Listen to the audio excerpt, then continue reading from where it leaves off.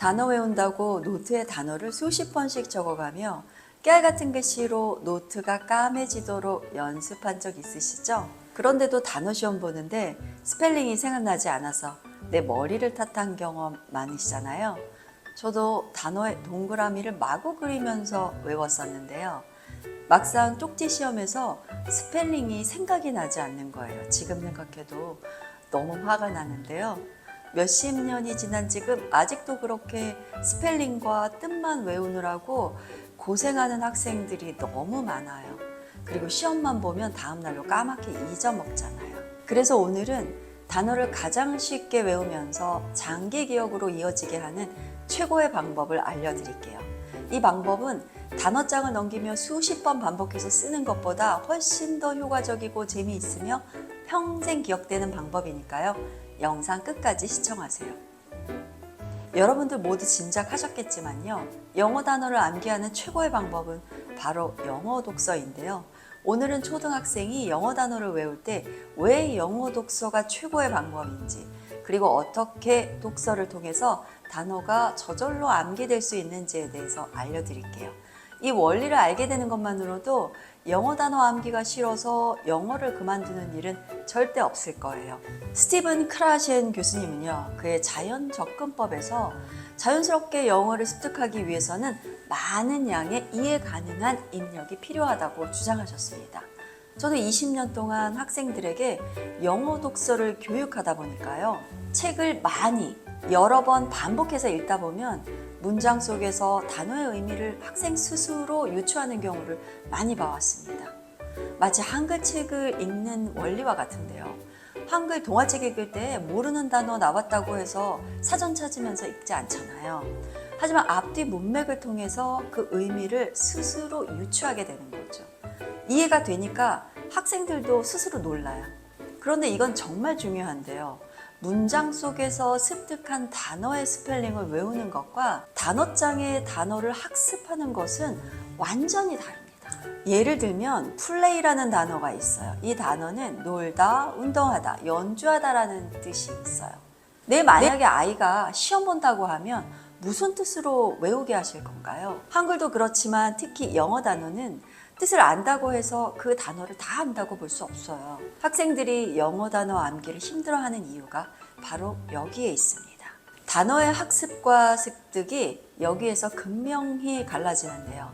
분명히 상호 보완적이지만 학습은 의도적인 부분이 있는가 반면에 습득은 자연적인 언어의 노출에 의해서 이루어집니다. 학습은 시험이 끝나고 거의 다 잊어먹지만 자연스러운 노출에 의한 습득은 오랜 장기 기억으로 이어진다는 것을 꼭 기억하셔야 합니다. 영어 독서를 하는 학생들이 수능 공부를 따로 하지 않아도 1등급이 나오는 이유가 바로 여기에 있어요. 영어를 학습으로 받아들이지 않고 책 읽기를 통해 반복적인 노출을 하기 때문입니다. 대부분 영어 독서를 시키지 않는 이유가 학습보다 오래 걸린다고 생각하지만 결국 초등학생 때 몸에 익혀진 습득은 평생 가게 되거든요. 가성비 면에서 볼 때 최고의 방법, 아니 유일한 방법입니다. 그럼 지금부터 영어 독서를 통해 단어를 자연스럽게 익히고 장기적인 기억으로 이어지게 하는 방법을 알려드릴게요. 첫 번째, 이해 가능한 영어 동화책을 선택해야 합니다. 적어도 70에서 80% 이상은 이해가 되는 책을 읽어야 도움이 돼요. 낮은 단계의 영어책은 문장도 단순하고 이미지도 있어서 이해가 바로 되니까 처음 하는 아이들은 단어가 한두 개 있는 것부터 시작하시면 되고요. 어느 정도 영어책을 읽을 수 있는 학생들은 자신의 리딩 레벨보다 한두 단계 낮은 책을 넘치게 읽어야 합니다. 두 번째는요, 음원을 들으면서 눈으로는 글자를 읽어야 합니다. 이렇게 하면 발음도 정확하게 익히고 듣기 능력도 향상이 됩니다. 반복적으로 여러 번 듣는 것만으로도 단어와 문장을 읽을 수 있게 됩니다. 처음에는 다 읽어내지 못할 수 있어요. 그때 선생님이나 부모님이 단어를 천천히 몇 번만 읽어주시면 금방 따라 읽게 되고요. 다음에 이 단어가 다른 어떤 책에서 나와도 스스로 읽고 이해할 수 있게 됩니다. 세 번째는 정말 중요한 건데요. 매일 꾸준히 읽어야 합니다. 우리 아이에게 매일 비타민을 준다고 생각해 보세요. 비타민이 좋으니까 한꺼번에 한 통을 다 먹이지 않잖아요. 그런 것처럼 매일 꾸준히 하는 게 아이들의 습득력을 높여줍니다. 처음에는 10분, 20분 정도만 만만하게 시작해서 습관이 잡히면 저절로 60분까지 늘어나니까 걱정하지 않으셔도 됩니다. 이렇게 매일 반복하다 보면 좋아하는 책이 생겨요. 그 중에 한 권만을 골라서 10회에서 20회 이상 반복 듣기 하고 소리내서 읽어보게 하세요. 처음에는 못 읽었던 단어도 읽을 수 있게 될 거예요. 파닉스가 저절로 되니까 신기하다는 학부모님들도 계시고요. 선생님 저절로 내용이 다 외워져 버렸어요 라고 하는 아이들도 있을 거니까 꼭 칭찬해 주세요. 학생이니까 매일 이렇게 하는 게 당연하다고 생각하시는 부모님들, 선생님들 정말 많으시거든요. 하지만 그게 참 어려운 거예요. 그러니까 칭찬하는 거 꼭 잊지 마시고요. 그럼 단어 스펠링은 언제 외우냐고요? 일단 이 방법대로 아이와 함께 영어 독서를 진행해 보세요.